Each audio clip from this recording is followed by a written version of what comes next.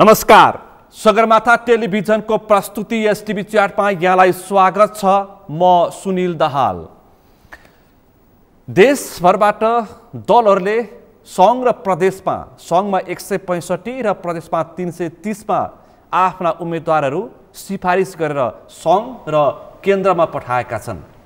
आवश्यकता र तोकिएको भन्दा बढी उम्मेदवार सङ्घ र प्रदेशमा पठाइसकेपछि यतिखेर नेतृत्वलाई उम्मेदवारी छनौटमा सकस र टाउको दुखाइको विषय बनेको छ।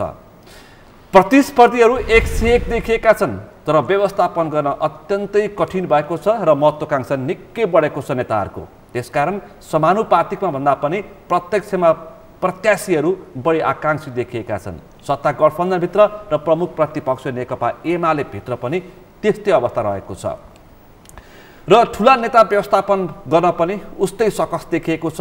ठुला नेताहरूलाई यतिखेर अवस्थासँगै व्यवस्थासँगै उमेरले पनि साथ नदिएकोले यतिखेर विदाई गर्नुपर्छ भन्ने पनि एकतर्फ त्यो बहस पनि छ। स्वतन्त्रहरू त्यसै गरी प्रतिस्पर्धा गर्ने प्रयासमा रहेका छन् र त्योसँगै अझै पनि उमेरले पाकाहरू आफ्नो मैदान छोड्न सकिरहेका छैनन्। शरीरले धान्न छोडिसक्यो तर क्षेत्र छोड्न चाहिरहेका छैनन्। त्यस्तो अवस्था छ। त्यसपछि अब मङ्सिर 4 को निर्वाचनले कस्तो परिणाम दिन्छ, सँगै अहिले यो विषय माओवादी केन्द्रमा पनि देखिएको छ। नेता व्यवस्थापन गर्न सङ्घ र प्रदेशमा यो विषय पनि अहिले माओवादी नेतृत्वले कसरी सुल्झाउँछ बहसको र यो सकसको विषय देखिएको छ। सँगै राष्ट्रपतिले नागरिकताको विधेयकमाथि जुन किसिमको राजनीति गर्न खोजेको भनिएको छ, यो विषय पनि आज म छलफलमा केन्द्रित गर्छु भने त्योसँगै निलम्बित प्रधान न्यायाधीशको बहसको बयानको विषय पनि म जोडेर छलफल गर्दैछु। यिनै समसामयिक विषयवस्तुमा छलफल गर्न आजको यो छलफलमा सहभागी हुनुहुन्छ नेकपा माओवादी केन्द्रका पोलिट ब्युरो सदस्य सांसद हितबहादुर तामाङ। यहाँलाई स्वागत छ। हजुर, धन्यवाद। आराम हुन्छ? हजुर, आराम छु। अब तपाईँको क्षेत्र काठमाडौँबाट जोडिएको नुवाकोट र नुवाकोटको पनि क्षेत्र नम्बर 1 अहिले चर्चाको विषय छ। अहिले सङ्घ र प्रदेशको निर्वाचनमा पात्रहरू नेताहरूको व्यक्तिगत चर्चा सुरु भएको छ। निर्वाचन आउँदैछ मङ्सिर 4 गते, होइन? भनेपछि तपाईँहरू क्षेत्र नम्बर 1 मा हितबहादुर तामाङ र नेपाली कङ्ग्रेसका प्रभावशाली भनिएका नेता प्रवक्ता डाक्टर प्रकाश शरण मत नै अब उम्मेदवारी गठबन्धनबाट उम्मेदवारी खुस्काउने घम्साघम्सी जस्तो देखिएको छ। कसरी प्राप्त गर्छ? छलफल यहीँबाट प्रारम्भ गर्छु। विषयवस्तुसँग थुप्रै छ। पहिलो कुरो, यो नुवाकोट जिल्लाको निर्वाचन क्षेत्र नम्बर 1 को विषयमा यहाँ घम्साघम्सी गर्नुपर्ने, यो बढी लुच्छाचुँडी गर्नुपर्ने र एकले अर्कालाई चाहिँ उछिनपाछिन गर्नुपर्ने अवस्था होइन। किनभने अहिलेको गठबन्धन दलहरूले यो निर्वाचन क्षेत्र बाँडफाँडको लागि एउटा सबैले अब प्रमुख प्रिन्सिपलको रूपमा विकास गरेको कुरा के हो भने जहाँ जसले जितेको छ त्यहाँ त्यसलाई दिने, जहाँ जसले जुन पार्टीले जितेको छ त्यो क्षेत्रमा त्यही पार्टीलाई दिने र चाहिँ अन्य विपक्षी दलहरूले, गठबन्धनमा नरहेका दलहरूले जितेको ठाउँको हकमा पार्टीको हैसियत अनुसार सिटहरू थपथाप गर्ने भन्ने हिसाबले चाहिँ अहिले प्रमुख नीति बनाएको छ, मुख्य नीति बनाएको छ। त्यस सन्दर्भमा भन्नुपर्दाखेरि नुवाकोटको 1 नम्बर निर्वाचन क्षेत्र विगतमा नेकपा माओवादी केन्द्रले नै जितेको। विगतमा अहिले पनि चाहिँ अब म बालवाला सांसदको हैसियतमै छु र ल ठिकै छ। अब त्यहाँ त अब कुनै व्यक्ति विशेषलाई इङ्कित गरेर दिने कुरा पनि भएन। दललाई दिइसकेपछि दलले जोसुकैलाई पनि बनाउन सक्ने कुरा भयो। र त्यसमाथि पनि फेरि के हो भने नेकपा माओवादी केन्द्रको समग्र दिएर पनि हुँदैन, जित्नु पनि पर्छ। त्यो त अलग कुरा हो। जित्नेलाई आधार बनाएर दिँदाखेरि अब हितबहादुर बाहेक अरू पनि पर्न सक्छन् भनौँ न। अब मैले भन्नु पर्दाखेरि चाहिँ है, आउन त मेरो नाम अब सर्वसम्मत भएर आइ नै सकेको छ। एकल छ कि अरू पनि छ? एकल। नुवाकोट क्षेत्र नम्बर 1 मा, नुवाकोट क्षेत्र नम्बर 1 मा मात्र होइन, नुवाकोटको चाहिँ अधिकांश निर्वाचन क्षेत्रहरूबाट नेकपा माओवादी केन्द्रले पठाएको सिफारिसमा प्राय सबै उम्मेदवारहरू एकल नै पठाएका छन्, सर्वसम्मत ढङ्गले नै पठाएका छन्। सर्वसम्मत छ। त्यसकारणले अब त्यसमा त अब सायद विवाद पनि नहोला। र जहाँसम्म मैले अर्को कुरा पनि के भन्न खोजेको भने नुवाकोट जिल्लाको नेकपा माओवादी केन्द्रको समग्र शक्तिलाई हेर्ने हो भनेदेखि पनि 1 नम्बर निर्वाचन क्षेत्रमै तुलनात्मक हिसाबले नेकपा माओवादी केन्द्र त्यहाँ बलियो छ। त्यसकारणले यो नेकपा माओवादी केन्द्रको हकमा नुवाकोटको 1 नम्बर निर्वाचन क्षेत्र चाहिँ अग्राधिकार चाहिँ अब राख्दछ र त्यो अग्राधिकारलाई अब कसैले चाहिँ अब भनौँ न अब उल्लङ्घन गर्छ हैन, उल्लङ्घन गर्छ। अब तिनै नेताहरूले त्यही नीति बनाउने अनि कार्यान्वयन गर्ने बेलामा त्यो नीति चाहिँ अब उल्लङ्घन गर्ने हो भनेदेखि त अब जसले जे गरे पनि त भयो। त्यसकारणले त्यो अरू कसैको हक लाग्दैन, नेकपा माओवादी केन्द्रकै हो। नुवाकोट क्षेत्र नम्बर 1 कसैको हक लाग्दैन, नेकपा माओवादी केन्द्रकै हो। आधार इलाकाको हिसाबमा यसभन्दा 74 को निर्वाचनमा जितेको आधारमा स्थानीय तहको निर्वाचनको मत परिणामको आधारमा चाहिँ के छ? स्थानीय तहको निर्वाचनमा पनि प्रतिनिधिको हिसाबले भन्नुपर्छ भनेदेखि अब त्यहाँ वडाहरू सबै दुईटै पार्टीले बराबरी जितेका छन्। त्यहाँ जितेको स्थिति कांग्रेस माओवादी वडाको हिसाबमा भन्नुहुन्छ भने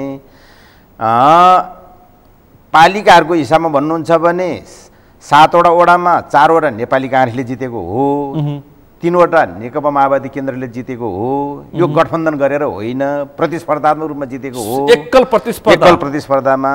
त्यसमाथि पनि फेरि के हो भने उपाध्यक्ष 7 जना उपाध्यक्षमा 5 जना उपाध्यक्ष नेकपा माओवादी केन्द्रले नै जितेको छ।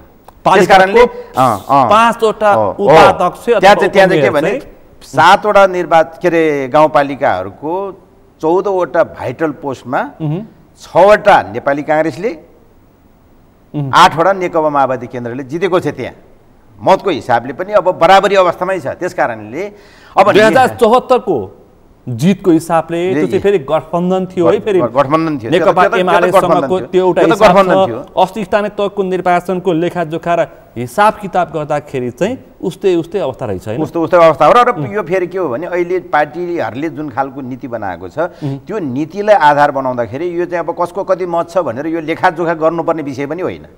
अहिले कार्यदल त्यही लेखाजोखा गरेर प्रमुख प्रतिपक्ष नेकपा एमालेलाई कसरी त्यसो गर्ने भने त्यो लेखाजोखा गर्दाखेरि पनि कुनै अब त्यहाँ समस्या हुँदैन। तर मेरो भनाइ चाहिँ कहाँनिर पनि हो भने त्यस्तो लेखाजोखा गरेन भनेदेखि कतिपय दलहरूले त टिकटै पाउँदैन नि हैन। सबैको चाहिँ जहाँ जसले चाहिँ यहाँ के अरे गठबन्धनमा सहभागी भएको हैसियतले चाहिँ अब निर्वाचन क्षेत्र चाहिँ रोज्ने काम भइरहेको छ। त्यहाँ अब्बल के अरे त्यो क्षेत्रको चाहिँ बहुमत अथवा सबैभन्दा ठुलो पार्टीको हैसियतले जनमत प्राप्त भएको हैसियतले चाहिँ त्यहाँ सिट माग्या त छैन नि। तपाईँ यता ढुक्क हुनुहुन्छ, तर डाक्टर महत चाहिँ काठमाडौँ 5 यसभन्दा अगाडि उहाँले काठमाडौँ 5 बाट प्रतिस्पर्धा गर्नुभएको थियो, पराजित हुनुभयो। अहिले उहाँ नुवाकोट क्षेत्र नम्बर 1 मा दलबलका साथ हिसाब किताब गरेर मैले टिकट पनि पाउँछु र जित्छु भनेर उहाँ हिँडिरहनु भएको छ। अब के गर्ने? त्यो त यति मात्र होइन कि तपाईँको पार्टी अध्यक्ष पुष्पकमल दाहाल प्रचण्ड निवास कुमलटार गएर हितबहादुर तामाङलाई मनाइदिनु पर्यो भनेर 1 घण्टा छलफल गरिसक्नुभयो, तपाईँसँग पनि गरिसक्नुभयो। तपाईँले मान्दिनँ भनेर तपाईँ उठ्नु भएको छैन, यथार्थ यही हो नि त। अब यो यस्तो हो नि, अब डाक्टर प्रकाश शरण महतजीसँग मेरो अरू कुनै गुनासो छैन। मैले व्यक्तिगत होइन, चुनावी प्रतिस्पर्धा कुरा गर्दैछु आज। त्यो हिसाबले भन्यो भने उहाँ र मेरो एउटै गाउँ हो है। उहाँसँग मेरो कुनै त्यस्तो चाहिँ अब रिसिपी पनि छैन, मलाई इगो पनि छैन, उहाँसँग चाहिँ मेरो सम्बन्ध त्यस्तो नराम्रो पनि छैन। व्यक्तिगत सवालमा कुरा गर्दाखेरि जहाँसम्म चाहिँ अब उहाँले अब पार्टी केन्द्रमा गएर अध्यक्षसँग हाम्रो अध्यक्ष कमरेड प्रचण्डसँग पनि कुराकानी गरिराख्नु भएको छ भन्ने कुरा छ, त्यो मैले पनि बारम्बार सुनिराखेकै छु। त्यहाँ जुन जतिखेर उहाँले त्यहाँ ढोका चाहिँ अब खोलेर चाहिँ भित्र पस्नुहुन्छ त्यतिखेर मलाई खबर आउँछ नि। स्वाभाविक तपाईँ माओवादी केन्द्रको नेता हो, पोलिट ब्युरो सदस्य हो, खबर आउँछ। त्यहाँ चाहिँ अहिले प्रकाश शरणजी चाहिँ अध्यक्ष कमरेडलाई भेट्न आउनु भएको छ भन्ने खालको खबर आउँछ। कहिलेकाहीँ पार्टीको हिसाबले पनि अब एउटा पार्टीको नेता अर्को पार्टीको नेतासँग पार्टीगत विषयवस्तुहरू राख्न पनि उहाँ जानुहुन्छ होला। र तपाईँले भनेको कुरो पनि सत्य हो कि उहाँ चाहिँ यसपालि त्यो निर्वाचन क्षेत्रबाट म जसरी पनि लड्नु पर्यो, मलाई इच्छा पनि छ। मेरो चाहिँ अब जीवनमा एकपटक पनि मैले निर्वाचन जित्न पनि पाएको छैन। यो जीवनमा एकपटक पनि निर्वाचन जित्न पाएको छैन, प्रत्यक्ष निर्वाचन जित्ने अवसर प्राप्त भएको छैन। त्यसकारणले यसपालि चाहिँ मलाई चाहिँ अब गुण लगाइदिनु पर्यो, दया गरिदिनु पर्यो भन्ने हिसाबले त उहाँले भन्नुभएको कुरो मलाई थाहा छ। तर पनि फेरि के हो भने यो व्यक्तिगत सवाल होइन, यो चाहिँ अब राजनीतिक सवाल, राजनीतिक प्रतिस्पर्धा हो, तर पनि गठबन्धन र अर्को कुरा फेरि के पनि हो भने, अर्को कुरा चाहिँ के पनि हो भने म आफै त निर्वाचन क्षेत्रमा हुँला पनि नहुँला पनि मैले अघि नै भनिसकेँ। मलाई त्यो पार्टीले दियो भने म उठ्ने हो, पार्टीले दिएन भने म उठ्ने होइन। तर के भने नेकपा माओवादी केन्द्रले त्यहाँ उम्मेदवारी पाएन भने त्यहाँका चाहिँ अब हाम्रा चाहिँ पार्टी कार्यकर्ताहरूले त्यहाँका नेताहरूले त्यहाँ विद्रोह गर्छन्, विद्रोह गर्छन् र त्यो विद्रोह चाहिँ न त गठबन्धनले थेक्न सक्छ, न त नेकपा माओवादी केन्द्र एक्लैले पनि चाहिँ थेक्न सक्छ। त्यो थेक्न सक्ने स्थिति छैन। त्यस कारणले नेकपा माओवादी केन्द्रले चाहिँ अब कोही कसैलाई अब दया गरिदिउँ, यसो गुण लगाइदिउँ भन्ने हिसाबले सोचेर चाहिँ निर्णय गर्छ भन्ने कुरा चाहिँ मलाई लाग्दैन। दाहाल प्रचण्ड तपाईँको पार्टी अध्यक्षले तामाङजी एकचोटि तपाईँ बस्नुहोस् समानुपातिकमा, एकचोटि अब कङ्ग्रेससँग गठबन्धन पनि छ, अब प्रधानमन्त्री कङ्ग्रेस पार्टी सभापतिको विश्वासिलो पात्र पनि हो डाक्टर महत, एकचोटि छोडिदिउँ, दाई महत होइन भाइ महतलाई, प्रकाश शरण महतलाई छोडिदिउँ भनेर तपाईँको पार्टी अध्यक्षले तपाईँलाई आग्रह गर्नु भने त्यस बेला तपाईँ के गर्नुहुन्छ?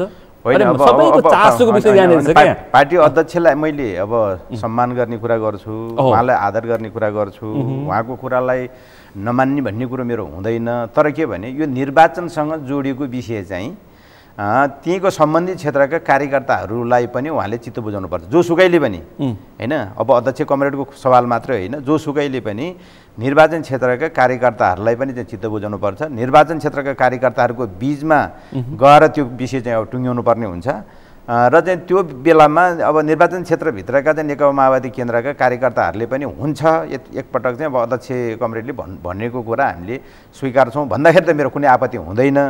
तर त्यो मान्ने अवस्थामा छैनन् कि। भनेपछि नुवाकोट क्षेत्र नम्बर 1 का माओवादी नेता कार्यकर्ताहरू कङ्ग्रेसलाई दिने अवस्थामा छैन। तपाईँले भन्नुभयो विद्रोह हुन्छ, किनकि त्यो छोड्दैनन् माओवादी नेता कार्यकर्ताले, त्यो चाहिँ के भने हितबहादुर तामाङ भन्दा बाहेक अरूलाई सोच्न सक्दैन भन्न खोजेको तपाईँले हो नि। त्यहाँको कार्यकर्ताले त्यहाँका चाहिँ नेताहरूले अनैतिक कुरा गरेका छैनन्, नहुने कुरा गरेका छैनन् र चाहिँ पार्टीहरूले स्वयंले चाहिँ बनाएको चाहिँ अब नीतिअनुसारमा चाहिँ अग्राधिकार चाहिँ अब प्राप्त क्षेत्र पनि त्यसरी छोड्छ भने अनि कुन क्षेत्र चाहिँ प्राप्त गर्छ त? नेकपा क्षेत्र नम्बर 2 छोड्ने रे। क्षेत्र नम्बर 2 त त्यहाँ त यस्तो नि, क्षेत्र नम्बर 2 त बरु उहाँलाई नै सजिलो छ। म अब यो टेलिभिजनमा तपाईँले प्रसङ्ग पनि उठाउनु भयो, म डाक्टर प्रकाश शरण महतजीलाई म के भन्न चाहन्छु, उहाँ यदि साँच्ची नै चाहिँ प्रत्यक्षतर्फ नै निर्वाचन लड्न चाहनुहुन्छ भने उहाँको मैले देखेको काठमाडौँ पनि यसपालि सुरक्षितै हुने देखेको छु। गठबन्धन छ, नेकपा एमालेका वरिष्ठ उपाध्यक्ष ईश्वर पौडेल हिजोको नेकपा एमाले पनि चाहिँ त्यहाँ फुटेकै छ, माओवादीले साथ दिइहाल्छ। त्यो हिसाबले पनि उहाँले जित्ने नै अवस्था देखिएको छ। यदि चाहिँ उहाँबाट चाहिँ त्यहाँबाट चाहिँ अब हिँड्नुभयो भने यताको कार्यकर्ताले पनि उहाँलाई चाहिँ अब गाली गर्ने अवस्था मैले देखाएको छु होइन। कहिले आउने कहिले नआउने भन्ने हिसाबले उतातिर पनि चाहिँ फेरि के भने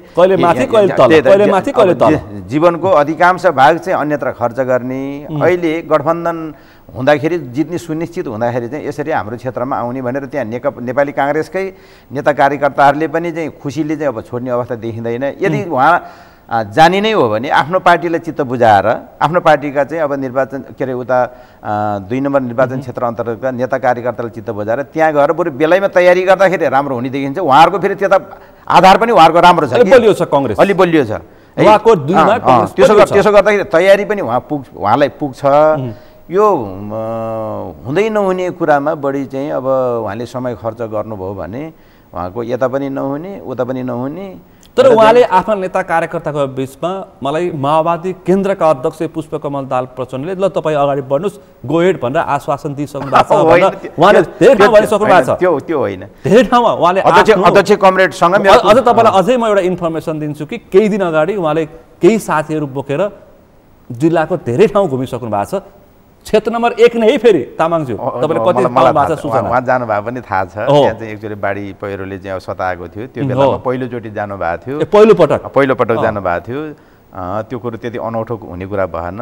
जहाँसम्म चाहिँ अब खुमलटारमा अध्यक्ष कमरेड प्रचण्डलाई भेटेर कुरा गर्नुभएको कुरा छ र गोहेट भन्ने त्यो गोहेट उहाँले भन्नुभएको छैन। पक्का हो? उहाँले भेटिसकेपछि मसँग पनि चाहिँ अध्यक्ष कमरेडको कुरा भएको छ। जिल्लाका चाहिँ साथीहरू पनि चाहिँ गएर चाहिँ हामी संयुक्त रूपमा पनि चाहिँ हामीले कुराकानी गरेका छौँ। त्यो कुराकानी गर्दाखेरि एउटा के भने मुलुकको प्रमुख नेताको हैसियतले एउटा भनौँ न जो कोहीलाई पनि तुरुन्तै हुँदैन भन्ने कुरो त उहाँको मुखबाट भन्न पनि हुँदैन है। ठिकै छ, अब त्यहाँका साथीहरूले माने भने त प्रचण्डको स्वभाव पनि त्यस्तै छ, त्यहाँका साथीहरूले माने भने त भइहाल्छ नि। नहुने कुरो के छ त उहाँले त्यो स्वाभाविक रूपले पनि भन्न सक्नुहुन्छ। त्योभन्दा बाहेक उहाँले भन्नुभएको छैन। पार्टी अध्यक्षले तपाईँलाई चाहिँ के भन्नुभएको छ प्रचण्डले? होइन, अब तपाईँहरूले नै चाहिँ छोड्नुहुन्छ भनेदेखि त उहाँले माग्नु भएकै छ, स्वाभाविक हो। के हो र अब यत्रो चाहिँ मुलुकको चाहिँ अब बार मन्त्री भइसकेको मान्छे भनौँ न, अब कुनै न कुनै हिसाबले चाहिँ अब काहीँ न काहीँ केही न केही गर्ने पार्टीको महाधिवेशन र प्रत्यक्षमा नजिते पनि त मन्त्री भइरहेको मान्छे पनि हो, समानुपातिक बसेका मान्छे पनि हो। अध्यक्ष कमरेडसँग चाहिँ अब अध्यक्ष कमरेड नै प्रधानमन्त्री हुँदाखेरि उहाँ परराष्ट्र मन्त्री हुनुभएको र त्यो क्रममा अलिकति चाहिँ व्यक्तिगत चाहिँ अब सम्बन्ध पनि चाहिँ बाग्लिएको कुरा पनि हो। त्यो कुरा मलाई पनि थाहा छ। तर त्यतिको मात्रै आधारमा त उसो भने म चाहिँ को हो त नि फेरि? कमरेड प्रचण्डको नजरमा म चाहिँ को हो त? तपाईँ पुष्पकमल दाहाल प्रचण्ड त्यही त म पनि त अहिलेसम्म पार्टी पटक विभाजन हुँदाखेरि मैले पार्टी छोडेर धोका दिए पनि छैन। युद्धकालमा मैले चाहिँ अब अल्छी गरेर अथवा चाहिँ अब ज्यान जोगाउने हिसाबले चाहिँ मैले चाहिँ अब भाग्ने काम पनि गरेका छैन है। नुवाकोट जिल्लामा भन्नुहुन्छ भने जुन बेलादेखि मैले सक्रिय राजनीतिको चाहिँ सुरुवात गरेँ त्यो बेलादेखि निरन्तर रूपमा मैले एक दिन पनि पार्टीसँग सल्लाह गरेर बाहेक आफ्नो निजी काममा मैले लागेको छैन है। मेरो निजी भन्ने कामै छैन र चाहिँ मैले बारम्बार भनौँ न सुरुदेखि अहिलेसम्म कमरेड प्रचण्डलाई राजनीतिक हिसाबले पनि साङ्गठनिक हिसाबले पनि र चाहिँ विचार सङ्घर्षको क्रममा पनि हाम्रो कुनै किसिमको विमति पनि छैन। हाम्रो त्यस्तो किसिमको चाहिँ एकले अर्कालाई चाहिँ अविश्वास गर्नुपर्ने अवस्था पनि छैन। त्यसकारणले अब यति नै खेर जहाँ चाहिँ अब हामीले अग्राधिकार चाहिँ अब कायम गरेका छौँ त्यहीँ चाहिँ अब छोड भनेर चाहिँ उहाँले दबाब दिनुहुन्छ भनेदेखि त अब उहाँलाई त्यसमा तपाईँ के गर्नुहुन्छ? त्यस्तो बेलामा मैले त्यहाँको कार्यकर्ताहरूलाई ल्याएर उहाँ अध्यक्ष कमरेडकै के अरे सामु बोल्न लगाउँछु। कार्यकर्ताहरूले मेरो लागि भन्नु केही नजिक छ ल्याएर खुमलटार घेर्नुहुन्छ। मैले त्यस्तो घेर्ने काम त म गर्दिनँ, तर अध्यक्ष कमरेडसँग छलफल त गराउनु पर्यो नि। मैले गरारै छाड्नुहुन्छ? गरारै छाड्छु। त्यत्तिकै तपाईँ छोड्ने पक्षमा हुनुहुन्न? छैन। भनेपछि डाक्टर महतलाई पनि चुनौती छ। भनेपछि तपाईँको सुझाव क्षेत्र नम्बर 2 मा जानुस्। त्यहाँ पनि त्यहाँका उहाँहरूको चाहिँ अब आफ्नो कुरा हो नि। उहाँहरूको आन्तरिक कुरा हो। एउटा छ दाइ मत, रामशरण महतको पनि कुरा आइरहेछ, अर्जुन नरसिंह केसी, जगदीश नरसिंह केसी, बहादुर सिंह तामाङ, त्यसपछि अरू थुप्रै छन्। त्यो उहाँहरूको आन्तरिक कुरा हो। उहाँले अब अहिले त गठबन्धनभित्र भावनाले आन्तरिक कुराको पनि कहीँ यसको चाहिँ मेसो लाग्दो रहेछ। फेरि यता व्यवस्थापन गर्ने कि उता व्यवस्थापन? त्यही त उहाँको आन्तरिक कुरा हो, जसरी मिलाउनुहुन्छ। आन्तरिक कुरा त उता कङ्ग्रेसको आन्तरिक कुरा भए पनि गठबन्धन कारण तपाईँलाई पनि प्रभाव पर्छ क्या। उहाँको आन्तरिक समस्याले उहाँ 2 जान नसक्ने, एकमा झर्ने, त्यो एकमा झरिसकेपछि तपाईँलाई समस्या पर्ने देखियो नि त। त्यस्तो समस्या हुँदैन मेरो क्षेत्रको हकमा चाहिँ त्यस्तो समस्या हुँदैन। उहाँले भन्नुभएको छ डाक्टर रामशरण महत अर्थमन्त्री हुँदाखेरि पुरा गर्न नसकेका कामहरू, छरे टोखाको सुरुङ मार्ग बनाउनु पर्ने छ, बाढी पीडितलाई दिनु छ, ठुलो बाटो बनाउनु पर्छ, पानीको भनेका कुराहरू त्यो गर्न चाहिँ सांसदै हुनुपर्छ त। उहाँ त प्रधानमन्त्रीको अधुरा आयोजना पुरा गर्न योग्यता, क्षमता, पहुँच, पढाइ समर्पण भएको व्यक्ति हुनुपर्छ। उहाँले निजी सम्पत्ति खर्चेर निजी पहलमा गर्ने कुरा हो रहेछ, त्यो होइन नि त। त्यो त उहाँ अहिले पनि त प्रधानमन्त्रीको नजिकको भनेर चाहिँ सबैले भनिरहेका छन्। उहाँले बोल्दा पुग्छ, त्यही त बोल्दा पुग्छ। सांसद नहुँदाखेरि पनि जनप्रतिनिधि नहुँदाखेरि पनि मन्त्री नहुँदाखेरि पाँच पटक हो क्यारे रामशरण मत अर्थमन्त्री भएको उहाँले भनेर हुने भए अहिले पनि चाहिँ प्राय सबै मन्त्रीहरूले उहाँले भनेको कुरो चाहिँ मान्नुहुन्छ है। सबै सचिवहरूले मान्छन्, सबै कर्मचारी संयन्त्रले चाहिँ अब प्रधानमन्त्रीको कार्यालयबाट खबर आएको भनेपछि फोन आएको भने चाहिँ सबै थरथर हुन्छन्। यो बेलामा पहिल्यै भइसक्नु पर्थ्यो, त्यो 5 वर्षको बिचमै भइसक्नु पर्थ्यो त धेरै कुराहरू। सत्तामा त तपाईँहरू हुनुहुन्थ्यो नि त 39 सत्तामा भए पनि त हामी होइन, सत्तामा भए पनि कुरो के हो भने नेपालको चाहिँ अब अहिले ब्युरोक्रेसीमा नेपालको चाहिँ अब यो दलीय के अरे एउटा व्यवस्थामा चाहिँ के पनि छ भने एउटा औपचारिक नेतृत्व हुन्छ, एउटा अनौपचारिक नेतृत्व हुन्छ है। अनौपचारिक हिसाबले चाहिँ व्यक्तिगत सम्बन्ध र प्रभावको हिसाबले पनि धेरै कामहरू हुने गरेका छन्। स्वाभाविक हो नेपालमा यो सिधै यो व्यवस्थालाई पछ्याउने, नीतिलाई पछ्याउने कुरो कमै हुने गरेको छ। त्यसकारणले त्यो बिचमा पनि यदि चाहिँ उहाँले गर्नुहुन्थ्यो भने उहाँ हुँदैमा हुने थियो भने त हुनु पर्थ्यो नि त भन्ने कुरा मात्रै हो। मेरो व्यक्तिगत हिसाबले फेरि मैले चाहिँ उहाँलाई चाहिँ अब त्यस्तो होच्याउन खोजेको, उहाँले सक्नुहुन्न भन्न खोजेको होइन। तपाईँलाई फेरि एउटा गम्भीर किसिमको आरोप छ उहाँहरूको। बालाजु ककने 35 किलो नुवाकोट सदरमुकामको त्यो बाटो किन नबनाएको? पासाङ लामो शेर्पा मार्ग थियो, खोइ त बनाएको। अब यस्तो हो, यो चाहिँ तपाईँले जवाफ दिनुपर्छ है। अब कसैलाई आक्षेप लाउने पक्षमा छैन। बालाजु ककनी पिपलटार सडक हो मा जति पैसा परेको थियो त्यहाँ चाहिँ 1 अरब 30 करोड चान्चुन पैसा परेको थियो। त्यो पैसा परेको भनेकै हाम्रै पहलमा परेको थियो। काम नभएको जतिखेर अर्थमन्त्री हाम्रो वर्षमान पुन हुनुहुन्थ्यो, नेकपा माओवादीकै नेता र त्यतिखेर हाम्रो पार्टीका ठुलो नेता, हामीले सबैले चाहिँ अब अभिभावकको रूपमा स्वीकारेको सम्मानित नेता हाम्रो चाहिँ कमरेड पोष्टबहादुर बोगटी जीवितै हुनुहुन्थ्यो। कमरेड पोष्टबहादुर बोगटी र हामीले सल्लाह गरेर वर्षमान पुन अर्थमन्त्री हुँदाखेरि 1 अरब 30 करोड पैसा पारेको। त्यसको चाहिँ अब सबै टेन्डर प्रक्रिया अगाडि बढ्दै जाँदाखेरि त्यो 71 सालमा त्यो स्वीकृत भयो। काम गर्ने त्यो त कामको सुरुवात हुँदै गर्दाखेरि 72 साल लाग्यो, भूकम्प पनि आयो, त्यसले गर्दाखेरि केही समस्या पार्यो। त्यसो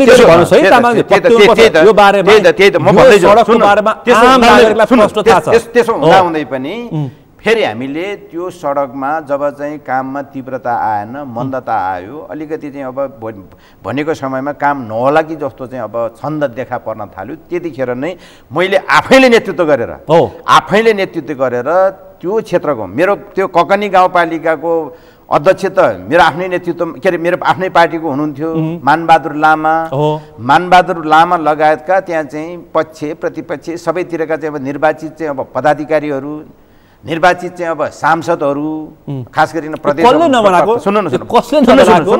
प्रदेशका चाहिँ अब सांसद, पुरानो चाहिँ अब सङ्घीय सांसदहरू पनि के अरे त्यतिखेर चाहिँ अब प्रतिनिधि सभाका त्यतिखेरका चाहिँ सांसदहरू पनि र उतातिर बेलकोटगढी नगरपालिकाका चाहिँ अब प्रतिनिधि र त्यो क्षेत्रको नेतृत्व गर्ने सांसदहरूलाई समेत ल्याएर उहाँ भौतिक योजना मन्त्री के अरे हाम्रो नेम्बाङजीसँग समेत पनि चाहिँ हामीले कुराकानी गरेर वसन्त नेम्बाङ त्यहाँको चाहिँ त्यो मन्त्रालयको सचिव अनि चाहिँ विभागीय प्रमुखहरू र चाहिँ आयोजना प्रमुख र सबै बसेर पनि हामीले पटक छलफल गऱ्यौँ। छलफल गर्दाखेरि मन्त्रीले सचिवले हामी तुरुन्तै काम अगाडि बढाउँछौँ त भन्नुभएको थियो, तर बढाउनु भएन। कारण के थियो भन्दाखेरि उहाँहरूले पनि अब यो नेपालको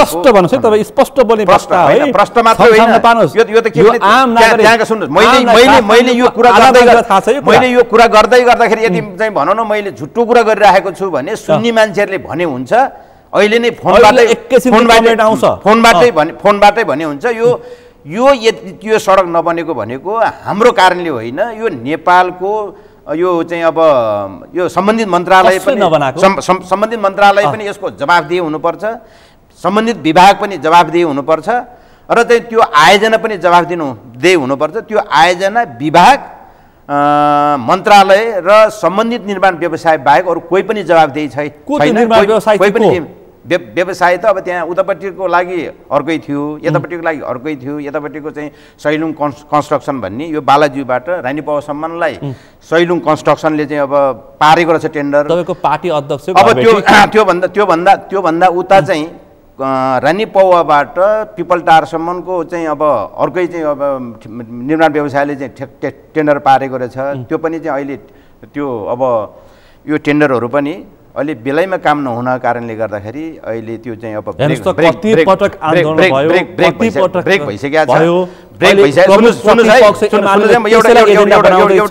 कुरो तपाईँले पनि अलिकति चाहिँ यहाँ प्रसङ्ग उब्जाउन खोज्नु भयो। चासोको विषय छ, हामीलाई पनि चासोको विषय किन बनेन भन्ने कुरामा त हामीले औँलो ठटिराखेको हो। त्यसमा चाहिँ के भने यहाँ अध्यक्ष कमरेडलाई पनि अलिअलि मुछ्न खोजिराखेको देखिन्छ, बुझिन्छ। के भने अध्यक्ष कमरेडको यहाँ बरु के भने यो छिटोभन्दा छिटो निर्माण हुनुपर्छ।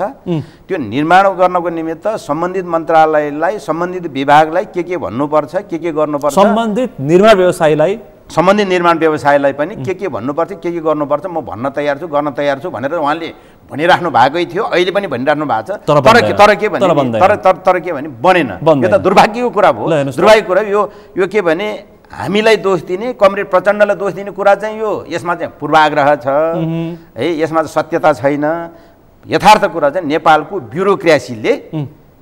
ब्युरोक्रेसीले यहाँ राजनीति गरिरहेछ र त्यो राजनीति मार्फत कुनै एउटा चाहिँ पार्टी विशेषको, दल विशेषको रोटी सेकाउने चाहिँ अब उद्देश्य राखेको छ। र चाहिँ हामीलाई कर्मचारीले पो बनाउन नदिएको हो, कर्मचारीले नै हो, मन्त्रालयले नै हो। प्रमुख प्रतिपक्ष सुन्नु, मन्त्रीलाई थाहा छ, सचिवलाई थाहा छ, आम नागरिकलाई थाहा छ, त्यहाँ चाहिँ सम्बन्धित चाहिँ अब विभागको चाहिँ अब सबै चाहिँ प्रमुखहरूलाई थाहा छ त्यहाँ काम भइरहेको छैन भन्ने कुरो। त्यो विगतदेखि लामो समयसम्म चाहिँ अब त्यो कुरो चाहिँ हामीले पटक जानकारी दिइरहेको छ। 8 वर्ष त्यो कुरामा त हामीले पटक मैले त के भने त्यहाँको कुरा मात्रै गरेँ, मैले मन्त्रीसँग भेटेको कुरा मात्रै गरेँ। मन्त्रीभन्दा मन्त्री र विभागसँग कयौँ पटक चाहिँ कुरा भएको छ है। यो निर्माण व्यवसायसँग त मैले सम्पर्कै गरिनँ, किनकि निर्माण व्यवसायीसँग भेट्ने, त्यहाँबाट निर्माण व्यवसायीले फेरि अर्को चाहिँ त्यहाँ चाहिँ के अरे पेटीमा दिया हुन्छ, त्यहाँ पेटी ठेकदारलाई भेट्ने, पेटी ठेकदारले होइन त्यो त्यहाँ चाहिँ अर्को चाहिँ साइड हेर्ने मान्छे राखेको हुन्छ, उनीहरूसँग भेट्ने त हाम्रो काम होइन नि त होइन। र हामी चाहिँ निर्माण व्यवसायीसँग चाहिँ बाज्ने, झगडा गर्ने हाम्रो भनौँ न कुनै पनि हिसाब प्रसङ्ग किन उठायो भन्दाखेरि त्यो अवस्था पनि होइन। हामीले मन्त्रालयमा हामीले विभागीय चाहिँ अब प्रमुखहरूसँग कुरा गर्ने हो, त्यतिखेर हामीले पटक कुरा गर्दाखेरि पनि त्यो बनेन।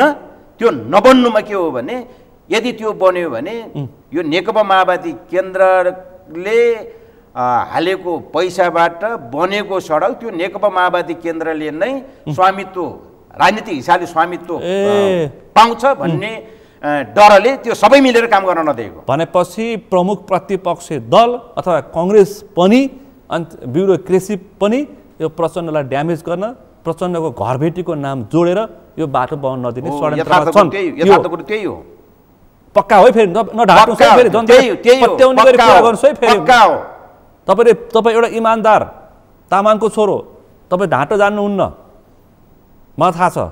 तर यो विषय चाहिँ काठमाडौँदेखि नुवाकोटसँग मात्रै जोडेको छैन, राष्ट्रिय इस्यु भएको छ। यो तपाईँलाई थाहा छ नि, राष्ट्रिय इस्यु छ यो। किन थाहा नहुन मैले यो ककनीको बाटो, बालाजु बाइपासको बाटो, जोड्ने बाटो चाहिँ अहिले पनि मेची महाकालीका मान्छेलाई थाहा छ। अहिले पनि त्यही कुरा गरेर मेची महाकालीका मान्छेलाई थाहा छ। त्यही कुरा गरेर अहिले पनि चाहिँ राजनीतिक चाहिँ अब प्रमुख प्रतिपक्षले त्यसलाई एजेन्डा बनाउँछ। प्रमुख प्रतिपक्षले त्यसलाई एजेन्डा बनाएर अहिले उनीहरू निकट सञ्चारकर्मीहरूले लाइभ गरिरहेछन्। प्रमुख प्रतिपक्षले बाटो देखाएर प्रमुख प्रतिपक्षले पनि अब बुझ्नु पर्यो कि त्यतिखेर विभागीय मन्त्री को थिए, त्यसभन्दा अगाडि को थिए पनि भन्छन्। फेरि अधिकांश चाहिँ अब कार्यकाल चाहिँ अब कसले व्यतीत गर्यो, त्यो मन्त्रालयको कसले नेतृत्व गर्यो भन्ने कुरा पनि त सबैलाई थाहा छ नि त। उहाँहरूलाई पनि थाहा छ, उहाँकै नेताहरूलाई त मैले लिएर गएको चाहिँ मन्त्री कहाँ भेट्न,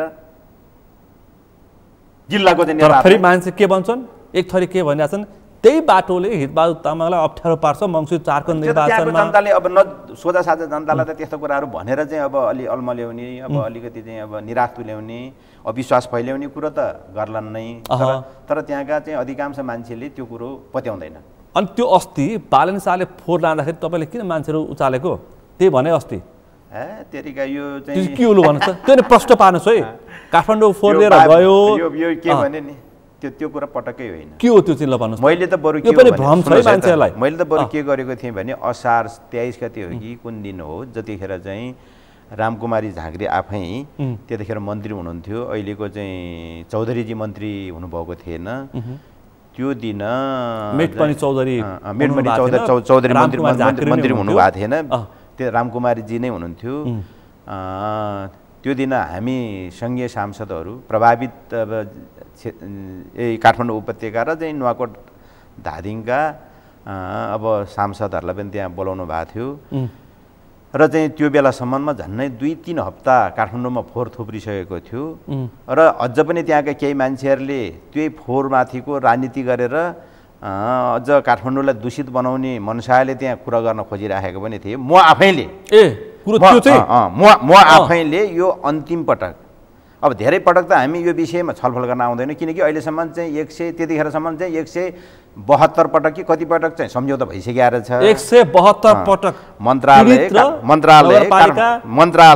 सुन्नुहोस् है त, मन्त्रालय काठमाडौँ महानगरपालिका र त्यहाँका चाहिँ अब सरकारवालाहरूको तर्फबाट चाहिँ अब 172 पटक छलफल के अरे सम्झौता भइसकेको रहेछ। कामको प्रगति पटक्कै भएको थिएन।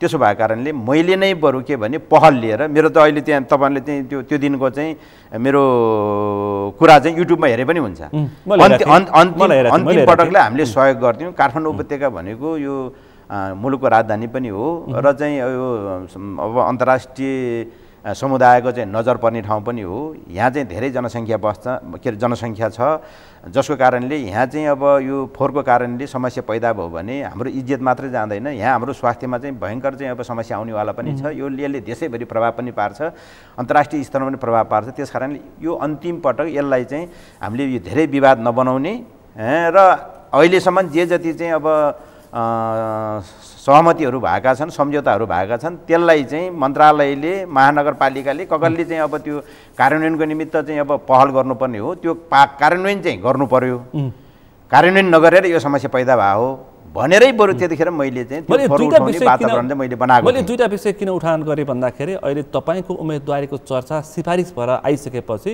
हितबहादुर तामाङलाई मङ्सिर 4 को निर्वाचनमा यो दुईवटा विषय गाँडो हुन्छ। किन भन्दाखेरि एउटा विषय जो निर्माण व्यवसायी उहाँकै पार्टी नजिक हुनुहुन्छ, अर्को चाहिँ फोहोरमा उहाँले राजनीति गरेको हुनाले मान्छेले चासो राखेका छन्। 12 साललाई काम गरेर नदिने खेल खेले गठबन्धनभित्रले एमालेका नेता कार्यकर्ताले सार्वजनिक रूपमा लगाएको आरोप। बरु के छ भने नि, बरु के छ भने हामी त्यो क्षेत्रको चाहिँ प्रतिनिधि सभाको सदस्य, त्यो क्षेत्रको नेतृत्व गर्ने तपाईँको मुख्य दायित्व हो। सुन्नुहोस् है त, त्यहाँको चाहिँ सांसदको पनि अब यसमा चासो हुने कुरो स्वाभाविक हो। अस्वाभाविक त कहीँ हुनै सक्दैन। तर हुँदाहुँदै पनि काठमाडौँ महानगरपालिका र स्थानीयहरूको बिचमा बेला बेलामा छलफल पनि हुने गर्दो रहेछ, बहस पनि हुने गर्दो रहेछ, सम्झौता पनि हुने गर्दो रहेछ। तपाईँलाई पत्तो थिएन? त्यो विषयमा चाहिँ हामीलाई जानकारी दिँदैनन्। यो दुःखको कुरा। यतिसम्म कि सुरुमा त्यो बन्चरे डाँडाको त्यो ल्यान्डफिल्ड साइटको चाहिँ अब शिलान्यास गर्ने बेलामा समेत विभागीय मन्त्री, त्यतिखेर एकजना चाहिँ रामकुमारी झाँक्रीजी भन्दा अगाडिको उहाँ विभागीय मन्त्रीले हामीलाई त्यहाँसम्म जाउँ समेत पनि भन्नुभयो। 3-4 जना मन्त्री सहरी विकासमा को हो पत्तो भएन। राजपाको नेता हो कि को हुनुहुन्थ्यो एकजना, उहाँले त्यहाँसम्म जाउँ पनि भन्नु भएन है। यस्तो पनि छ है। हामीले त अहिलेसम्म चाहिँ मोहम्मद इफ्तिकार आई हुनुहुन्थ्यो एकपल्ट, उहाँ नै हो कि क्या हो, उहाँले त्यहाँसम्म जाउँ पनि भन्नु भएन। यो मलाई मात्रै होइन, धादिङको चाहिँ सांसदहरूलाई पनि चाहिँ भन्नु भएन छ। तपाईँलाई काहीँ खबरै गरियो? आफै एक्लै गएर चाहिँ त्यहाँ चाहिँ शिलान्यास गरेर आउनु भएको छ। भन्न खोजेको कुरो के भने हामीलाई बोलाउनु पर्छ, हामीलाई चाहिँ अब ठुलो मान्छे बनाउनु पर्छ, तर के भने के हुँदैछ भन्ने कुरो समेत पनि जानकारी नदिने चाहिँ यो चाहिँ अब अलिअलि कमजोरीहरू उहाँहरूको तर्फबाट हुने गरेको। अहिले त महानगरपालिकाको मेयर बालिन शाहले अब पटक पटक के गरिरहनु भएको छ, त्यो उहाँको तर्फबाट हामीलाई एकपटक तपाईँ सहयोग गर्न तयार हुन्छ होइन? के गर्ने एकचोटि सोध्नु पनि भएको छैन। तपाईँको चित्त दुखाइ चाहिँ त्यो हो? चित्त दुखाइ पनि छैन मेरो। किन चित्त दुखाइ? स्वाभाविक हो नि, तपाईँको क्षेत्रको मलाई चित्त दुखाइ पनि छैन। भनेको मतलब के हो त भन्दाखेरि उहाँहरूले चाहिँ हामीसँग पनि सल्लाह गर्नु हुँदाखेरि राम्रै हुन्थ्यो। हामीले नहुने कुरा त गर्दैन थियौँ, नहुने सल्लाह पनि दिँदैन थियौँ। तपाईँ पनि होइन होला, विकास विरोधी हामी पनि होइन। हामी त त्यहाँको समस्या चाहिँ अब हल गर्न चाहन्छौँ। बरु मैले के भनेको थिएँ भने यो अहिलेसम्म यो ल्यान्डफिल साइडमा र चाहिँ बन्चर के अरे यतापट्टिको चाहिँ अब सिस्डोलमा यो 17 वर्षसम्म काम गर्दाखेरि यतिसम्म चाहिँ उहाँहरूले ध्यान दिनु भएन कि आफ्नै गाडी हेर्नुहोस् है त, अस्तितिर चाहिँ केही हप्ता चाहिँ उहाँहरूको गाडी त्यहाँ गुड्ने बाटो नभएको कारणले गर्दाखेरि उहाँहरूले फोहोर लान सक्नु भएन। हामीले टेलिभिजनमा सदृश्य देखायौँ सडकको अवस्था। उहाँले ल अब त्यो तीन पिब्लेदेखि त्यहाँ चाहिँ अब बन्चरी डाँडासम्म जाने सडकको अवस्था सडक त उहाँहरूले बनाउनु पर्ने हो नि त, महानगरपालिकाले। वर्ष के अरे दिनको चाहिँ 500वटा गाडी चाहिँ त्यो पनि चाहिँ टिफर, त्यो फलामको ढिक्का फोहोर बोकेर हिँड्नुपर्ने बाटो उहाँहरूले बनाउनु भएन है। त्यो त कसको कमजोरी हो त? त्यो उहाँहरूको कमजोरी होइन। उहाँ त भर्खर अब महानगर होइन, मैले महानगरपालिका काम गरौँ भन्ने एउटा इच्छा शक्ति भएको इच्छा शक्ति देखाउनु भएको छ।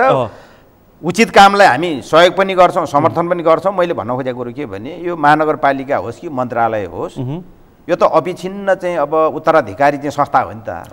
होइन, मैले भन्न खोजेको हिजो गरेको निर्णय, हिजो गरेको सम्झौताहरू त सब हरेक चाहिँ पछिल्ला चाहिँ अब नेतृत्व गर्नुपर्छ, त्यसलाई कार्यान्वयन गर्नुपर्छ नि त। यो काम विकासको काम चाहिँ व्यक्तिमा भर पर्दो रहेछ। यसभन्दा अगाडि विद्या सुन्दर साक्य हुनुहुन्थ्यो, उहाँले के गर्नुभयो त्यो आफ्नो ठाउँमा छ। बालन साहब, म कसैको पक्ष विपक्षमा होइन, भर्खर आउनु भएको छ एउटा युवा होइन, बुझेको पढेको मान्छे, काम गर्ने प्रयास गर्दै हुनुहुन्छ, सहयोग गर्नु होला, मान्छेको अपेक्षा छ। तपाईँ सहयोग गर्न तयार हुन्छ होइन भने बालन शाहजीले गर्नुभएको कतिपय राम्रो कुराहरूको त मैले आफैले प्रशंसा गरेको छु। मैले चाहिँ सामाजिक सञ्जाल मार्फत मैले देखिरहेको थिएँ, त्यसकारण मैले प्रश्न उठाएको। त्यस कारणले उहाँसँग मेरो त कुनै त्यस्तो गुनासो छैन। भनेपछि नुवाकोटको म आशा राख्छु उहाँले चाहिँ अब अझ राम्रो काम चाहिँ अब सल्लाह गर्नुभयो, राम्रो काम चाहिँ अब गर्दै जानुहोस्। त्यो राम्रो कामको साथ दिन समर्थन गर्न पनि तयार छु। सार्वजनिक घर जग्गा मिचेर नक्सा पास नभएका जग्गाको जुन कब्जा गरेर बसेका थिए एक थरी मान्छे, त्यो त राम्रो गर्नु मैले प्रशंसा गरेको छु। त्यसको मैले प्रशंसा गरेको छु। उहाँले सबैलाई ठिक पार्नु भएको छ। ठिक छ। हेर्नुहोस् त, यही कोटेश्वरबाट जडीबुटी जाने बाटो दुईवटा घर नभत्किँदाखेरि उता पश्चिम पूर्व जाने चाहिँ गाडी सवारी साधनलाई कति समस्या भएको थियो, उहाँले हिजो भत्काइदिएर आज बाटो पिच गर्दै हुनुहुन्छ। राम्रो कामको प्रशंसा गर्नुपर्छ। नराम्रोको चाहिँ हामीले तत्कालै यस्तो भयो भनेर खबरदार गर्नुपर्छ। खैर, मैले किनकि यो विषय उठान गरेँ भन्दाखेरि यो विषय तपाईँको क्षेत्रको पनि हुनाले र आम काठमाडौँवासी र नुवाकोटवासीको चासोको पनि विषय हुनाले मैले यो निर्वाचनको मुखमा कुरा उठाएँ। तपाईँले स्पष्ट पार्ने अवसर पनि दिनुभयो, प्रयास गर्नुभयो। अब यो चुनावी गठबन्धन भनेपछि माओवादी केन्द्र, अब सत्ता गठबन्धन तपाईँ पोलिट ब्युरो सदस्य पनि होइन? पोलिट ब्युरो सदस्य छु अहिले। अहिले तपाईँ मान्ने पनि लामो समय तपाईँ माओवादीको सक्रिय राजनीति हुनुहुन्छ, द्वन्द्वमा पनि तपाईँ सक्रिय हुनुहुन्थ्यो होइन नुवाकोटबाट। अब यो मङ्सिर 4 को निर्वाचन र सङ्घ र प्रदेशमा माओवादीले कति सिट पाउनुपर्छ अहिले कुरा त्यहाँ छ क्या। खास कुरो चाहिँ त्यो पनि तपाईँसँग पनि जोडिन्छ। नेकपा माओवादी केन्द्रले अहिले 60 सिटमा दाबी गरिरहेछ। अब यो नेपाली काङ्ग्रेसले अलि अस्वाभाविक ढङ्गले अलि धेरै दाबी गरिरहेको छ। अन्य दलहरूको पनि अलिअलि चाहिँ अब बढी नै चाहिँ अब यो सिट सङ्ख्या चाहिँ दाबी गर्ने कुराहरू त्यहाँ देखिएका छन्। तर मेरो विचारमा अब नेकपा माओवादी केन्द्रले पनि अब केही सिटहरू छोड्न तयार हुनुपर्छ, छोड्छ। नेपाली काङ्ग्रेसले पनि आफूलाई चाहिँ जिम्मेवार चाहिँ अब राजनीतिक नेतृत्वको हिसाबले एक्लै जाँदा के हुन्छ र गठबन्धनमा थोरै चाहिँ अब आफूले उदारता अपनाउँदाखेरि के हुन्छ भन्ने कुरो पक्कै पनि बुझ्ने छ। एक्का राख्नु पर्यो, एक्का राख्ने छ। मेरो विचारमा त्यो अब सबै राजनीतिक दलहरू केही दिनभित्रै यो अब आफ्नो चाहिँ अब धरातलीय यथार्थतालाई चाहिँ अब आत्मसात गरेर टुङ्ग्याउने हिसाबले लाग्नुपर्छ। मन मिल्ने गरी मिलाएर मङ्सिर 4 मा मत झार्ने गरी छलफल गर्नुपर्छ। भनेपछि 60 सिटमा तपाईँहरूको सङ्घमा दाबी, प्रदेशमा कति दाबी? 330 मा। प्रदेशको पनि प्रदेशमा पनि अब त्यही अनुपातमा हुन्छ। ठ्याक्कै चाहिँ अब सङ्ख्या खुलेर आएको छैन, त्यही अनुपातमा हुन्छ। अनि माओवादी कार्यकर्ताहरूको चाहिँ मङ्सिर 4 को निर्वाचन कसरी व्यवस्थापन गर्ने? एउटा क्षेत्रमा 9 जनासँग सिफारिस भएको छ। होइन, सिफारिस तपाईँको जिल्लामा त तपाईँको शक्तिशाली हुन्छ, तपाईँले बोल्दाखेरि पुग्छ। औठामा त गाह्रो छ नि त फेरि। अब त्यहाँ के हो भने त्यहाँ पनि चाहिँ अब यस्तो नाम आउनु कुनै अनौठो होइन। मान्छेले प्रचार गरेर अहिले नै त्यो नाम नै अन्तिम भनेर प्रचार गरेर त्यो आइसकेपछि अलिकति प्रचार गर्ने अवसर पनि चाहिँ साथीहरूले प्राप्त गर्नु भएको छ है। तर के भने त्यो टुङ्ग्याइन्छ। त्यसको टुङ्ग्याउनको लागि चाहिँ त्यहाँ विभिन्न नर्म्सहरू छन्।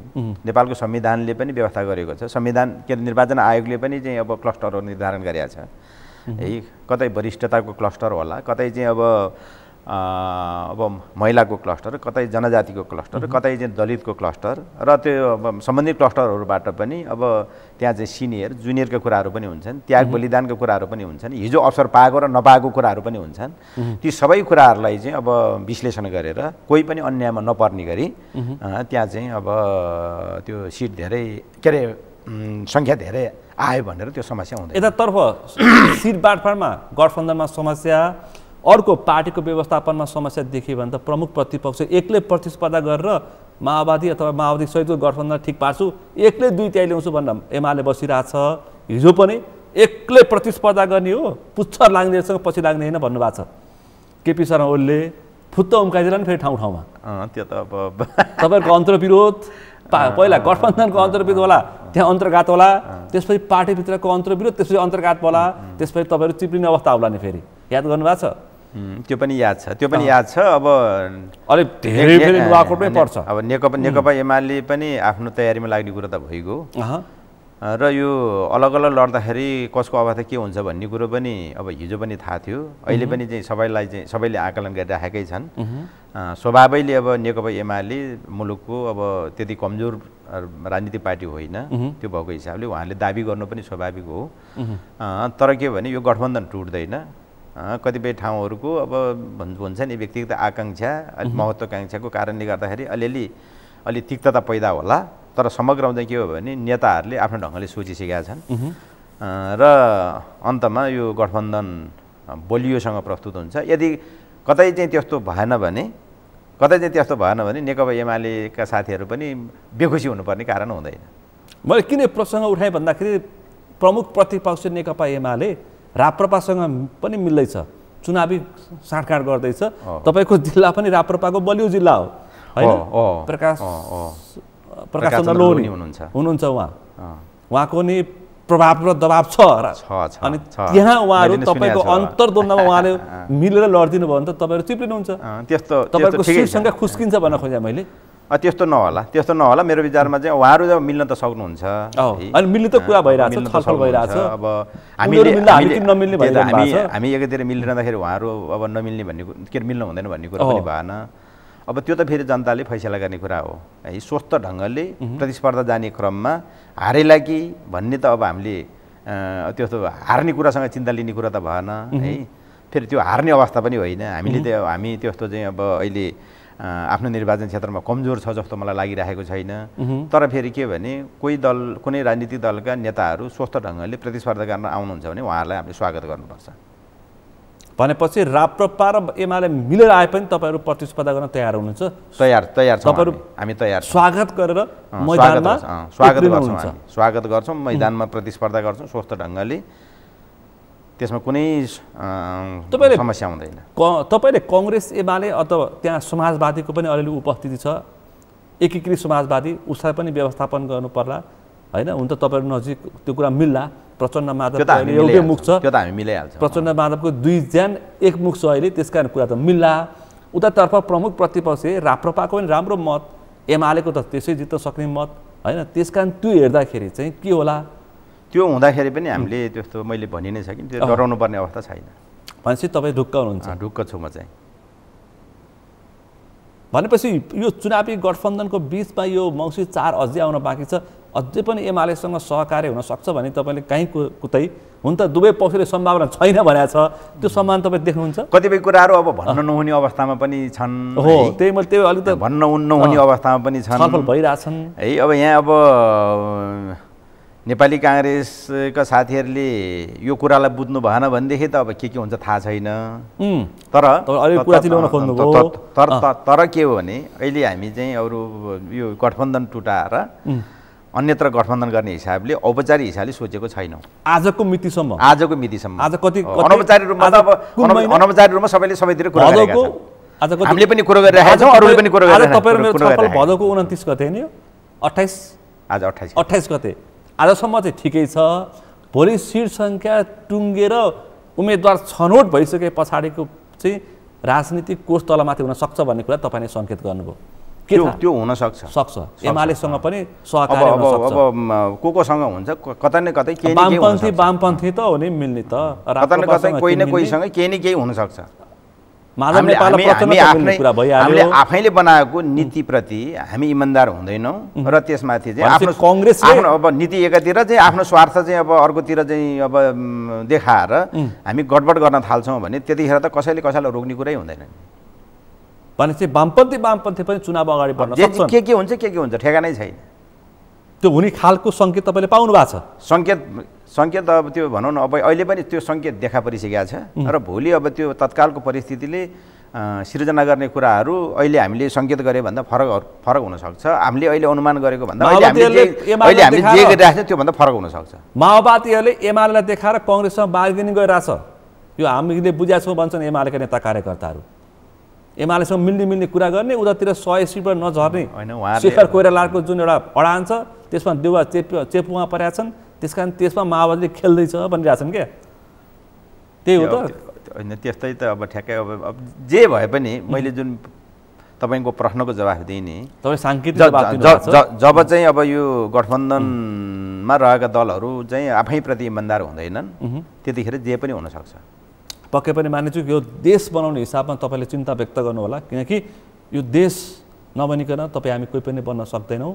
अहिले तपाईँहरू जस्ता अथवा 5-5 पटक यो देशको मन्त्री हुने, 5-5 पटक 4-4 पटक सांसद भइसकेकाहरूले केही गर्न सकेनौँ। अब यो उमेर पुगेका कसैले हात समातेर सवारी साधनमा चढाइदिनु पर्ने व्यक्तिलाई चाहिँ अब आश्रम विश्राम दिनुपर्छ भनिरहेछन् युवा पुस्ताले। त्यो पनि तपाईँलाई एक्का हो, सुन्नु भएको छैन? स्वतन्त्रहरू पनि प्रतिस्पर्धा गर्न आउँछन्, तपाईँको क्षेत्रमा नि आउने चर्चा छ। अब मेरो क्षेत्रमा सायद त्यस्तो नहोला, भएछ भने पनि यो फेरि मेरो उमेर समूहसँग कुनै किसिमको चाहिँ अब टिका टिप्पणी छैन। उमेरको हिसाबले सकिन्जेलसम्म इच्छा राखिन्। अब उहाँ व्यक्तिगत हिसाबले कसैले इच्छा राख्न सक्लान्। इच्छा राखिसकेपछि अब पठाउने नपठाउने त्यो सम्बन्धित दलहरूको चाहिँ अब आफ्नो चाहिँ अब कुराहरू हुन्छन् है। स्वतन्त्रको प्रतिस्पर्धा तपाईँ त्यो हिसाबले होइन, त्यसकारण स्वतन्त्रको चर्चा सुन्नु भएको छ नि? सुनेको छु। अनि तपाईहरु पनि बदलिनु पर्यो मुलुकको बनाउनको लागि। त्यो स्वतन्त्र पनि चाहिँ आफैमा चाहिँ स्वतन्त्र आफैले चाहिँ जति पनि चाहिँ कुराहरू उठाउँदै आएका छन्, कतिपय कुराहरू जायज पनि छन्। अनि उहाँहरूकै चाहिँ अब आलोचना टिप्पणी र चाहिँ अब सल्लाह सुझावको आधारमा अन्य राजनीतिक दलका चाहिँ नेताहरूले पनि सुध्रिनुपर्ने अवस्था निश्चितै छ। फेरि अर्को कुरा के हो भने यो स्वतन्त्र भन्ने कुरा चाहिँ दलीय व्यवस्थामा यो अब भन्नको लागि भन्ने कुरा हो। यो त असन्तुष्टिको उपज हो। असन्तुष्टिहरू तपाईं जबसम्म असन्तुष्टि दिनुहुन्छ जनतालाई, यो राजनीतिक दलहरूप्रतिको असन्तुष्टिलाई व्यक्त गर्ने एउटा खालको थलो त त्यो बन्न सक्छ। तर के भने त्यो यथार्थमा त्यो कामयाबी हुँदैन। तपाईको जिल्ला नुवाकोट भन्नै पर्छ, काठमाडौँ महानगरपालिकासँग जोडिएको जिल्ला हेर्नुहोस् त, बत्ती मुनिको कजार जस्तो छ। कर्णाली भन्छन् मान्छेहरूले ककनीलाई हो, त्यस्तो जिल्ला। अनि बनाउनु पर्दैन? बनाउने नै हो त, बनाउने भनेर लागेकै हो त। हामी अहिले पनि लागिरहेका छौँ। काठमाडौँको 10% मान्छे गए भने पर्यटकको रूपमा गयो भने तपाईँको क्षेत्र काया पलट हुन्छ। के कारणले त्यहाँ बनेन, के कारणले चाहिँ समस्या भयो भन्ने कुरा पनि त मैले भनिसकेँ। के गरेर हितबहादुर तामाङले पनि भन्छन् नि फेरि। यो हितबहादुर तामाङ एकजनाले चाहिँ अब गरेर हुने कुरा हो र फेरि हितबहादुर तामाङले चाहिँ पहल नगरेको, प्रयत्न नगरेको, केही नगरेको कुरा हो त फेरि। त्यही भएर चाहिँ त्यो नबनेको हो त होइन नि त। यहाँ त धेरै कुरा जोडिया छ त। तपाईँले भन्नु पर्यो मलाई यस कारणले यो व्यक्तिले यो पात्रले मलाई काम गर्न दिएनन्, म काम गर्न यो तरिकाले प्रयास गर्दैछु, मेरो भिजन यो मैले भनि नै सकिँ त, भन्दै आउनुपर्छ। मैले भनि नै सकिँ त। अहिले तपाईँले त यहाँको चाहिँ के भने काठमाडौँसँग जोडेको ठाउँ नेकपा माओवादी केन्द्रले अब आफ्नो चाहिँ कब्जा जमाउन सक्छ भन्ने हिसाबले नेकपा माओवादी केन्द्रको नेतृत्वमा थालनी भएको कामहरू बेलैमा फत्ते हुन नदिनको निमित्त यहाँ त ठुलै षड्यन्त्र भयो त। मैले अघि नै भनिसकेँ त। सुरु गर्नु पर्यो नि त। अब सुरु गरेर तै पनि हामी थाकेका छैनौँ, हामी थाक्दैनौँ। अहिले पनि बाटो चाहिँ बन्नु पर्यो। अहिले सुन्नु, मेरो आफ्नै पहलमा त्यो बाटो बनाउनको निमित्त मैले चाहिँ धेरै ठाउँमा चाहिँ कुराहरू गरिसकेका छु, कुराहरू भएका छन्। अब केही दिनभित्रै त्यो बाटोले फेरि अर्को टेन्डर चाहिँ अब आह्वान गर्छ। उहाँ कालो सूचीमा परिसक्नु, कालो सूचीमा उनीहरूले कालो सूचीमा परेर चाहिँ त्यो चाहिँ अब त्यो अब फेरि अर्को प्राविधिक सर्वे भइरहेछ। प्राविधिक सर्वे गर्न पनि चाहिँ हामीले दबाब दिएर चाहिँ त्यहाँ चाहिँ मन्त्रालयले त्यहाँ प्राविधिकहरू चाहिँ पठाइसकेका छन्। प्राविधिकहरूले सर्वे पुरा गरिसकेपछि त्यसको चाहिँ अब रकमको विशेष व्यवस्था गरेर अध्यक्ष कमरेड प्रचण्डले समेत है सम्बन्धित चाहिँ मन्त्रालयमा चाहिँ कुरो गरिराख्नु भएको छ। मैले अध्यक्षलाई पनि भनिरहेको छु, मन्त्रालयको चाहिँ सचिवलाई पनि भनिरहेको छु, त्यहाँको चाहिँ डिजीसँग पनि कुरा गरिरहेको छु र चाहिँ सबैतिर कुरा गरेर फेरि यति हो कि फेरि पुनर्टेन्डर गरेर यो केही दिनभित्रै भन्नाले अब यो चाहिँ अब प्राविधिक चाहिँ अब तयारी पुरा भइसकेपछि त्यो नयाँ टेन्डरको चाहिँ आह्वान हुन्छ। मानेछु म आफैले देखेको छु त्यो बाटो, तपाईँको त्यो बाटो म तलैसम्म पुगेको छु।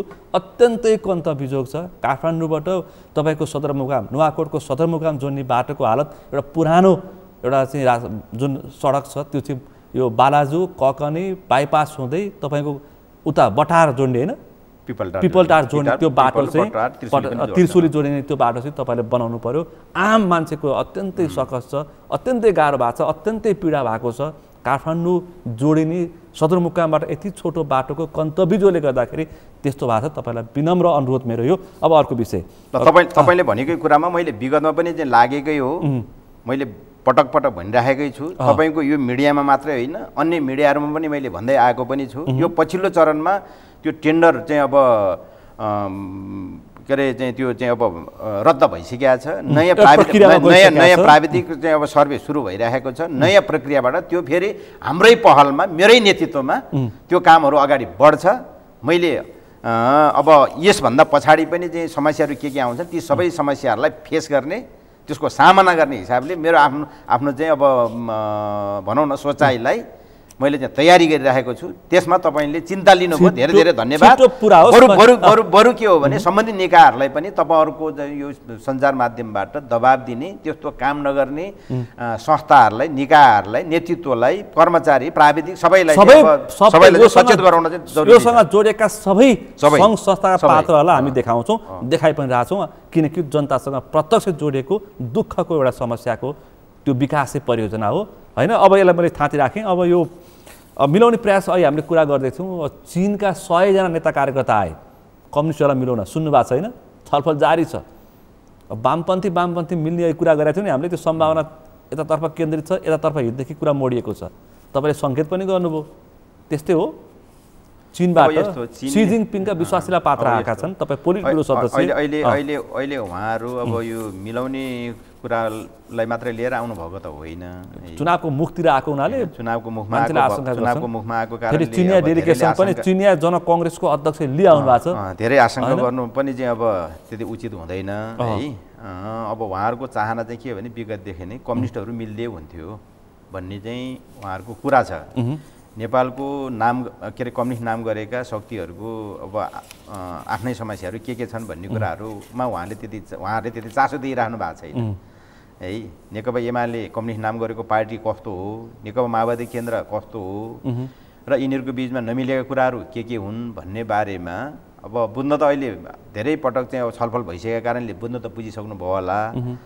त्यसले गर्दाखेरि पनि चाहिँ अब कयौँ राजनीतिक पार्टीहरू अब रूपान्तरण भएर आइदियो भने त अब त्यो फेरि नहुने कुरा पनि होइन। रूपान्तरण सहित चाहिँ अब एकता हुन्छ भनेदेखि त्यो हामीले पनि चाहेकै कुरा हो।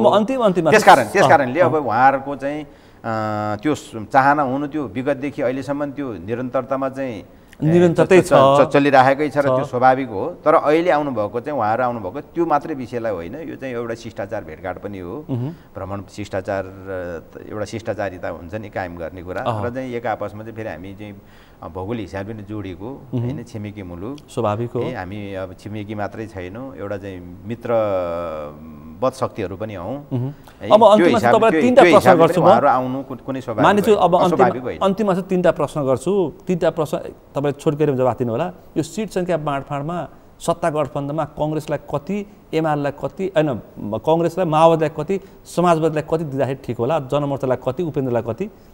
अब मैले ठ्याक्कै भन्नुपर्दाखेरि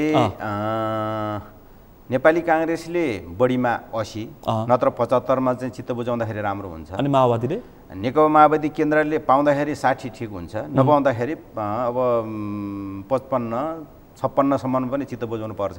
अनि र चाहिँ अब माधव नेपालजीहरूले पनि चाहिँ अब पार्टीको साइज हेरेर अब 14-15 सिटमा उहाँले 21-22-25 भन्नुभएको छ। तपाईँलाई गाली गर्न 15-16 सिटमा चाहिँ चित्त बुझाउँदा राम्रो हुन्छ। उपेन्द्रजीहरूले पनि चाहिँ 12-13 वटा सिटमा चित्त बुझाउँदा सहिलो हुन्छ।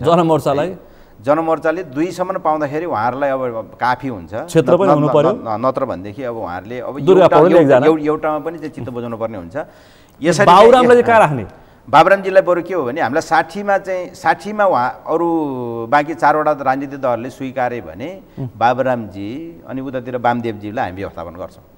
दिने वामदेवलाई पनि दिने जित्छन् वामदेवले कहाँबाट? होइन, जित्ने ठाउँमा हामी जित्ने गरी उठाउँछौँ नि। जिनी क्षेत्रमा नेकपा माओवादी केन्द्रले जिताइदिन्छ नि उहाँलाई, के भएर? अब बाबुराम र वामदेवलाई माओवादीले जिताइदिन्छ। तपाईले बोल्नु भएको छ, मान्नै पर्यो। तपाईँ माओवादीको मेरो विचारमा चाहिँ नजिकको नेता तपाईँ। बाबुरामजी आफै उठ्नुहुन्न। नउठ्ने रे? मैले छोरी कि श्रीमती? अब मेरो विचारमा छोरीलाई नै उठाउनुहुन्छ जस्तो छ। अरू चाहिँ अब तराईको एकजना चाहिँ अब वरिष्ठ नेतै हो उहाँहरूको पार्टीको, महेन्द्र राय यादव, उहाँलाई पनि दिनु पर्यो। त्यो हिसाबले तैपनि त्यो कुरा ठुलो भएन। बाबुरामजी उठे पनि नागरिकताको विधेयक जुन छ नि राष्ट्रपतिले परामर्शमा राखिरहनु भएको छ, एक लाइनमा कसरी टुङ्ग्याउनु पर्ला? छलफल धेरै नागरिकता विधेयक चाहिँ अब टुङ्गिने स्थितिमा पुगिसकेको छ। राष्ट्रपतिले चाहिँ नभएको अदालत पठाइन्छ भन्नुभएको छ क्या, त्यसकारण हामीले अब राष्ट्रपतिले अलिकति चाहिँ गर्न नहुने कुरो गर्नुभयो। विधेयकको चाहिँ परामर्श गर्नु भएको छ अन्तर्वस्तुको बारेमा दल के अरे अब उता विषयगत समितिमा र चाहिँ अब सदनमा सबै हिसाबले छलफल गरेर सैद्धान्तिक हिसाबले पनि दफागत रूपमा पनि छलफल गरेर प्रदेश प्रतिनिधि सभाले पनि राष्ट्रिय सभाले पनि पारित गरेर पठाएको कुरोलाई प्रमाणीकरण गरिसक्नु पर्थ्यो। फेरि दोहोऱ्याएर चाहिँ उहाँले संसदमै फिर्ता पठाउनु भयो। संसदबाट फेरि जस्ताको तस्तै अगाडि बढाउने कुरो भएको छ। प्रमाणीकरण गर्नुपर्छ भने तपाईँको एकमत? हजुर, एकमत हो मेरो। राष्ट्रपतिले राजीनामा दिनुपर्छ भन्नुहुन्छ, तपाईँको पार्टी अध्यक्षले पर्छ पर्दैन? उहाँले आफ्नो दायित्व पुरा गर्नु भएन भनेदेखि त्यो त अब नैतिक हिसाबले पनि सोच्नुपर्छ नि। यो द्वन्द्वकालको मुद्दा टुङ्ग्याउने विधेयकलाई के गर्नुपर्छ? द्वन्द्वकालमा अब के अरे उब्जिएका चाहिँ समस्याहरू हल गर्नको निमित्त चाहिँ अलि जुन विधेयक गम्भीर खालका अपराध गर्न उम्किने नदिने गरी गम्भीर खालका अपराधहरू जहाँ चाहिँ यौनजन्य चाहिँ अब अपराध जो चाहिँ यो अहिलेको चाहिँ यो सामान्य फौजी अब के अरे यो फौजी न्यायको आधारमा होइन कि यो चाहिँ अहिलेको चाहिँ यो सङ्क्रमणकालीन न्यायको आधारमा अब अन्तिममा अर्को एउटा प्रश्न, यो चोलेन्द्रको मुद्दा छ नि, बहस हुनुभएको छ, छरापष्ट भइसक्यो, एक गरी पोलिएका छन्। तपाईँलाई कस्तो लागिरहेछ? अब यो बडा रमाइलो लागिरहेछ मलाई त है। उहाँ अब कतिपय कुराहरू मान्यज्यू पनि भावनाले प्रश्न सोधे के कतिपय कुराहरू उहाँले भने पनि सत्य होलान्, तर के भने यथार्थ कुरा चाहिँ उहाँबाट चाहिँ गम्भीर प्रकारको अपराध भएको कुरा त एउटा त स्वीकारी नै सक्नु भएको छ। खास गरी रञ्जन उहाँले डामेका मान्छेहरूलाई पनि छलफल के अरे चाहिँ यो कारबाहीको दायरामा ल्याउनु पर्छ कि पर्दैन भन्ने मेरो सिधा प्रश्न। उहाँले बोलेका होइन, उहाँले आरोपित गरेका चाहिँ कतिपय व्यक्तिहरूको सवालमा त्यो अब अहिले त छलफल गर्ने सम्भावना छैन, उहाँले भन्दैमा हुने कुरो होइन। तर के भने अब उहाँले कतिपय विषयहरू अब जो चाहिँ अब सर्वसाधारणलाई पनि थाहा थिएन, राजनीतिक दलका नेता कार्यकर्तालाई पनि थाहा थिएन, बाहिर ल्याइदिनु भएको छ। त्यसबारेमा त्यो विषयमा भोलि अब छलफल हुँदै जाला। हस् त, अत्यन्तै महत्त्वपूर्ण विषय प्रसङ्गमा तपाईँ छलफलको लागि अवसर दिनुभयो। यो समय र सम्वादको लागि आभार व्यक्त गर्न चाहन्छु। तपाईँले पनि समसाम विषयमा चाहिँ आधारित भएर छलफल गर्ने हिसाबले चाहिँ मलाई निमन्त्रणा गर्नुभयो। म आएँ, मेरो आफ्नो कुराहरू पनि राख्ने अवसर प्राप्त गरेँ। त्यस अर्थमा तपाईँलाई धेरै धेरै धन्यवाद। आज हामीले विशेष गरी निर्वाचनमा वरिपरि उठेका विषय र गठबन्धनमा उठेका सकस र उम्मेदवार व्यवस्थापनमा केन्द्रित रहेर छलफल गऱ्यौँ। आजको छलफलमा मसँग सहभागी हुनुहुन्थ्यो नेकपा माओवादी केन्द्रका पोलिट ब्युरो सदस्य एवं सांसद हितबहादुर तामाङ, नुवाकोट क्षेत्र नम्बर 1बाट सिफारिस माओवादी केन्द्रका नेता। आजको विषय प्रसङ्ग यति नै। भोलि अर्को विषय प्रसङ्गका साथ एसटिभी च्याटोनी बाचा गर्दै म सुनिल दाहाल पनि दिन चाहन्छु। सगरमाथा टेलिभिजन हेर्दै गर्नुहोला। नमस्कार।